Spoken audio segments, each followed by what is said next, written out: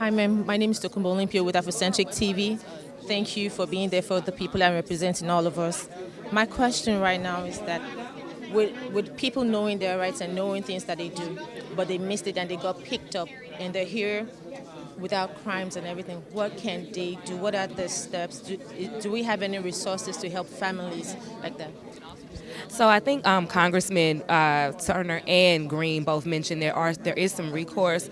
It's a little trickier once people have been picked up because part of the issue that we're seeing is that people just disappear.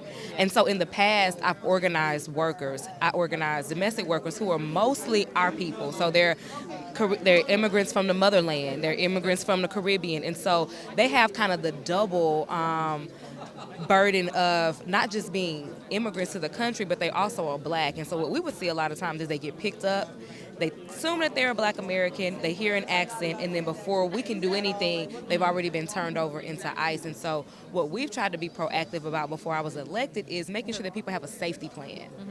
If your children are at home and you don't come home all night, they know they need to call the next door neighbor or they need to call a trusted adult to say, hey, look, we don't know exactly what happened, but mom didn't come home tonight. When children are at school, making sure they have all that information available to them. But right now, it is a scary time, and the best thing we can do is making sure that people have the best information for them.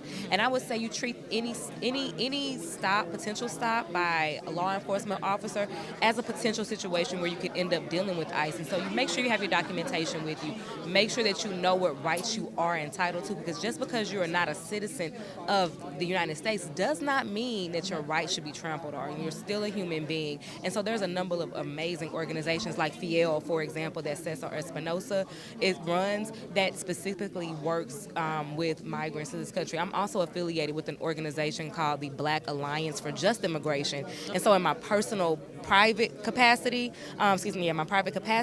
I work with primarily black migrants in Texas, in Houston, Harris County, be aware of their rights, but also figure out the best ways to mitigate harm once people have been picked up and are potentially being taken out of this country. We've seen this before with Haitian immigrants and migrants that have come to this country that are targeted in a very not just aggressive way, but also violent way. They were on horses with whips. And so we can't allow that to happen, but we also need to find out the best way for our communities to stay in communication. I know our people love WhatsApp, and WhatsApp is great, but we got to make sure the information that we're sharing through WhatsApp is true, accurate, and safe.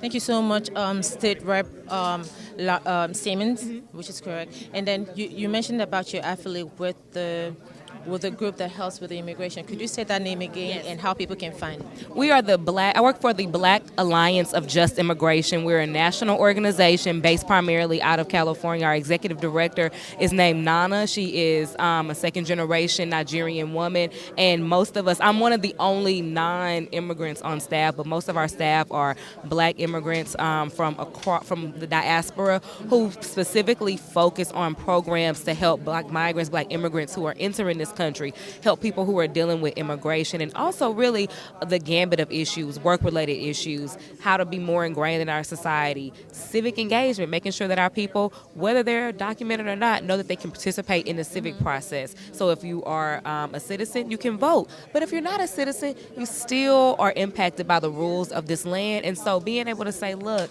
I'm working on my paperwork, I'm working to become a citizen, but while I'm here, these are issues that matter to me. So we want to make sure. And again, when we say black and brown, in my mind, I consider black people from everywhere, not just this country. Y'all are our family. We are of one people, and we have to protect each other because, again, when we're walking down the street, they don't know whether we're from this country or not, but what they do know is that we're black, and then everything else comes to follow. Thank you so much, State